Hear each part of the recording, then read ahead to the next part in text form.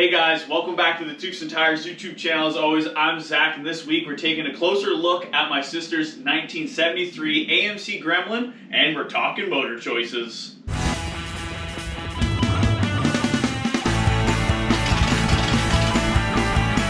Hey, is that Timmy's? Yeah, because we're in Canada, eh? Alrighty guys, so you already heard what we're doing in today's video. We're going to give you guys more of a deep dive into my sister's 73 Gremlin.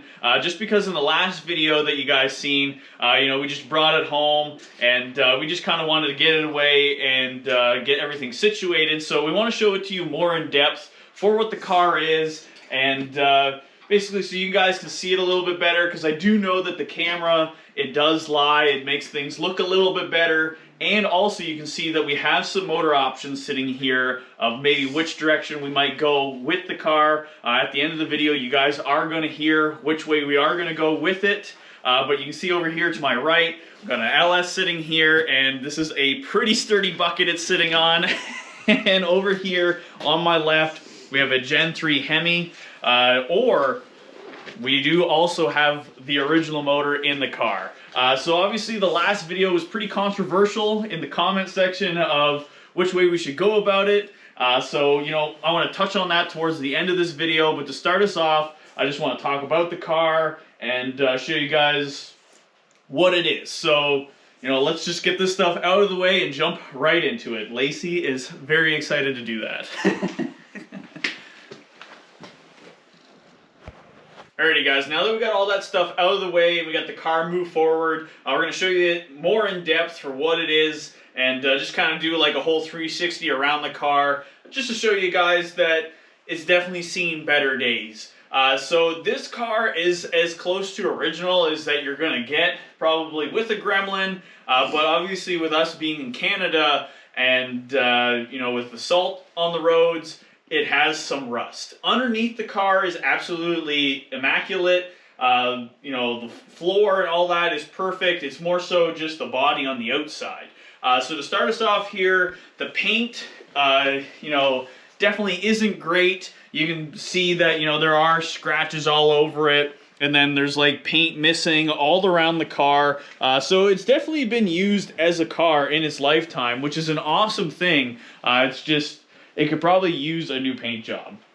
Also, I don't know if this is original or not. I would assume that the front fenders would have been steel, but somebody has replaced them for fiberglass front fenders. Obviously, they were probably pretty rotted out at one time, so they just replaced it, obviously being in Canada. So it's definitely had a paint job more than once in its lifetime. You can see there's rust up here above the window. You can see that there's just like a faint paint line right here from where it was masked off at one time and painted. So the quarters in the sunlight outside, you can definitely see that they're a different color than the doors and the front end and the roof. So it's been touched up all in different times of its life. So it's not original paint to the car. It's the original color, just not all original. The worst spot on the car is probably here, just the rust on the door, so we'll have to fix that at some point. The rockers are pretty solid. There's like surface rust starting here, and there's a weird mark in the center of the door coming back. The quarters here, like the lip, definitely rotted. Needs to be a whole bunch of metal work here. It's full of Bondo. It's like absolutely solid, and you can see all the rust marks all in this rear quarter here, so we'll have to replace that at some time. The back of the car is pretty solid, other than there's a valance piece right here that's got some rust holes into it. I don't know if that just bolts on, that we can get a new one. So we're definitely in the market for looking for some original panels for the car, but it's not a real necessity for us right now to, do that. Yeah, this is awesome. The whole window works. You can pop it open. Lacey's trying to come down, but that all still works. It's really awesome. Locks up. The key actually works for that, so that's super cool. Coming around to this side, kind of very similar to the other side. Full of Bondo here. Little less because here in Canada, the salt, they dump into the center of the road, so the driver's side always usually gets the majority of the damage. So passenger side isn't as bad. Coming more forward, just a little bit of rust here. It's not all the way through yet, so that can be dealt with. And this door is pretty much perfect. Again, fiberglass fender on this side. And yeah, like, majority of the car is really good. It's almost, I would say, like patina, but not patina, this car. It's like really cool that it's got the original paint job to it, but it's not perfect, but it is perfect. I would say this car is perfect. It's absolutely awesome. I mean, I love my patina stuff, obviously, if you've seen other builds on the channel. So I would say this car is like 100% good paint. It's pretty cool. Going into the interior, the previous owner that we bought it from, he actually had, I know, at least the seats redone, so there's brand new upholstery on the seats. He's got a seat cover here just to protect it. So the back seat, the two front seats are redone. Original colors too, which is absolutely awesome. And the, you know, dash pad's in really good shape. There's a headliner, door panels, everything in the interior of this thing is pretty well perfect. You know, the sills are still intact, really good shape, door panels, you name it. So that's pretty cool that that is all intact and is in really good shape. We were pretty stoked that he actually had the upholstery redone, because here so much in Canada we don't get like the rotted seats and all that from like the weather, from like the sun, but it's always just a plus if you got something nice to sit on. So, you know, this car as a whole is like, I would say, a really good survivor of the times. And it has some bumps and bruises. Like, it's not anything crazy. Like, there's like, the mirror needs to be fixed. We need to find maybe some new panels or make some panels up, which, you know, definitely in the future, we're definitely looking to go that direction, with fixing this thing up. My sister is very undecided on the paint. She, you know, does like the color, but maybe might change it later on, but that's something for her to decide. As of right now, we're just trying to get this thing to a running state. So basically now we're going to set up all of our motor stuff again, talk to you guys about that, and yeah, so you guys can get a little bit more in depth on which way we're going with this thing. But this car is mint.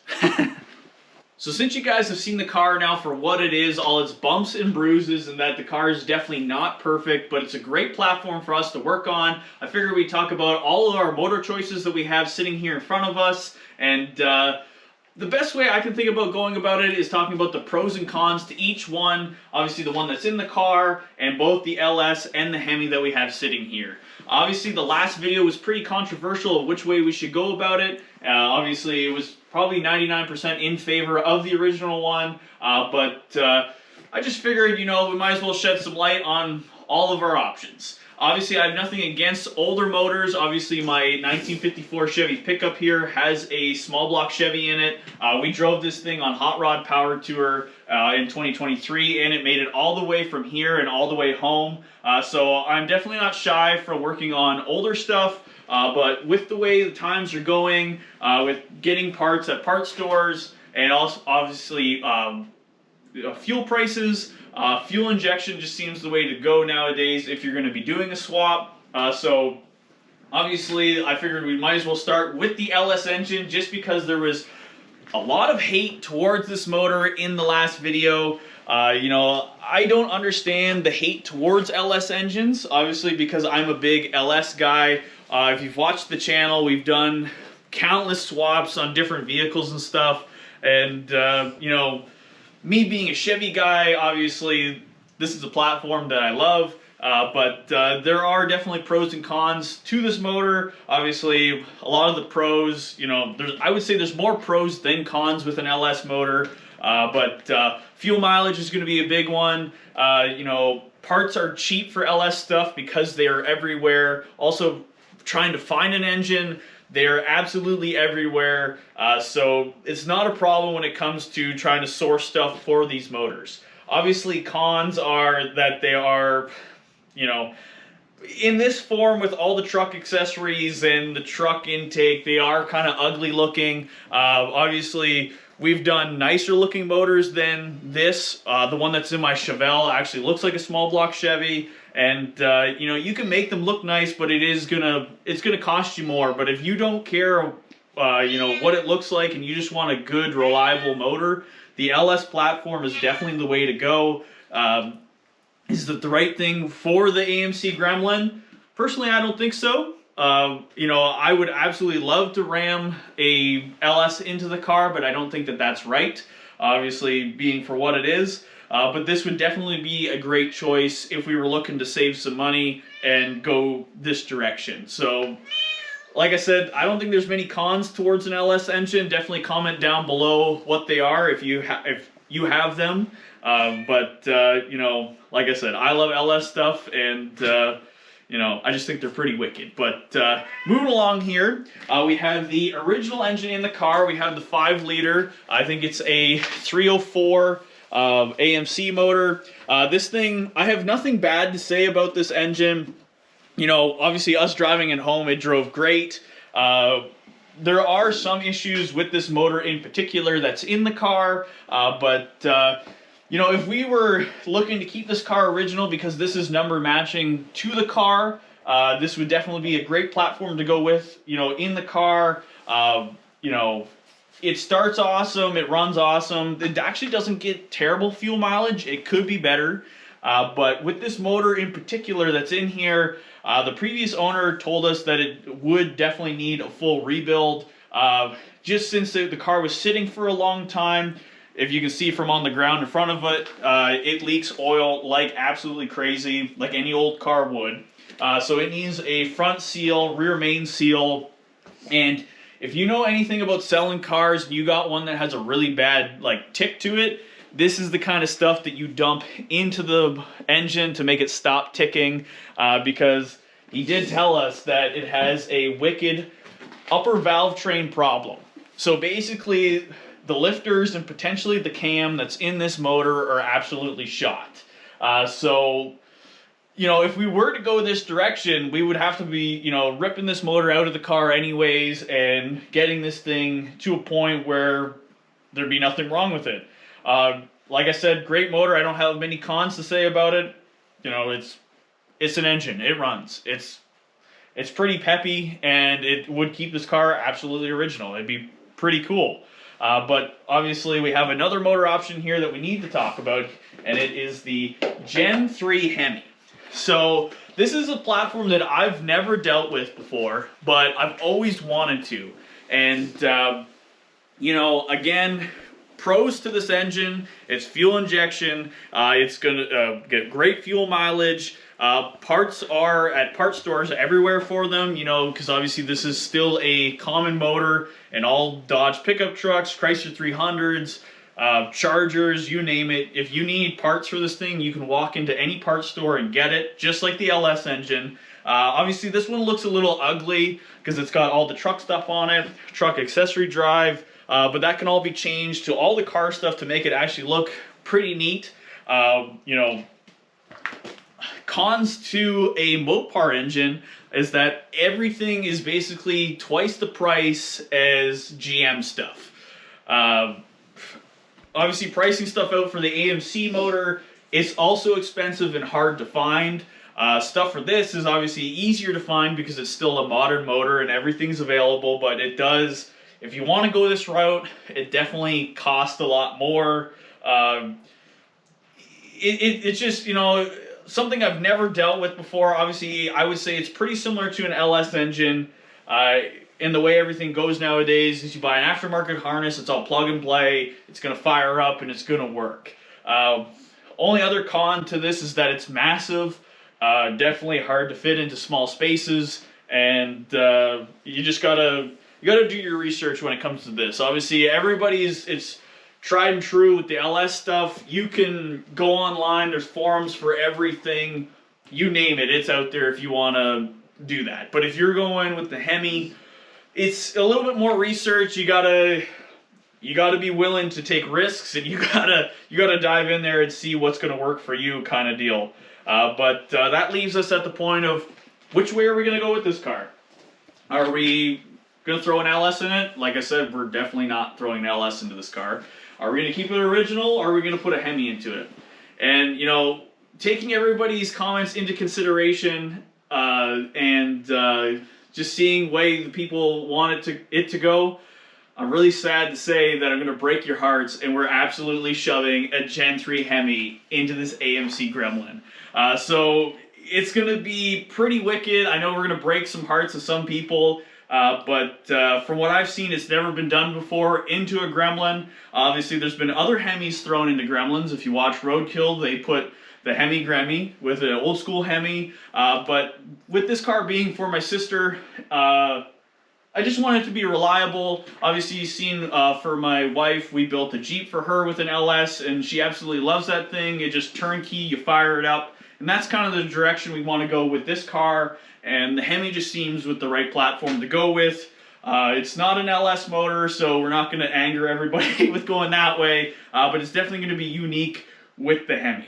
I would also say it's more of a proper thing to put into the car other than the LS motor, just because AMC was bought out by Chrysler. I know some people it's going to anger some people. Are going to be like, oh, it was whatever time, you know, they bought it afterwards, but it is what it is, you know. You could put a 360 behind the transmission, or in front of the transmission that's in there, and it would bolt right up, so why can't we put a Gen 3 Hemi into it? So, like I said, that's the direction we're going with the car. Comment down below if you think I'm dumb for doing that, but it's just the way we're going with it.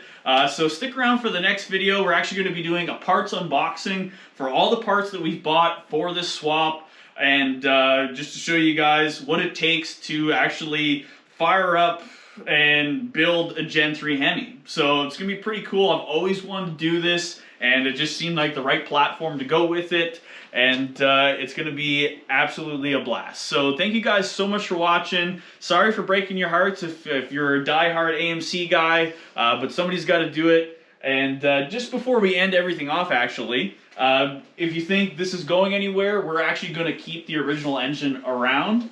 And the transmission, everything. We're going to build this car in a way that it could be put back if somebody wanted to buy it later. My sister has no plans of selling this car, so that'll probably never happen, but we do plan on keeping all the original parts, so if there was potentially she did want to sell it, everything would go with the car. But like I said, that's where we're going to end off this video for now. Stick around for the next one so you can see all the money that we spent trying to ram a Gen 3 Hemi into this Gremlin. It's going to be absolutely wicked, but thank you guys so much for watching. Thank you so much for subscribing, and as always, don't forget to salute the beaver. We'll catch you next time.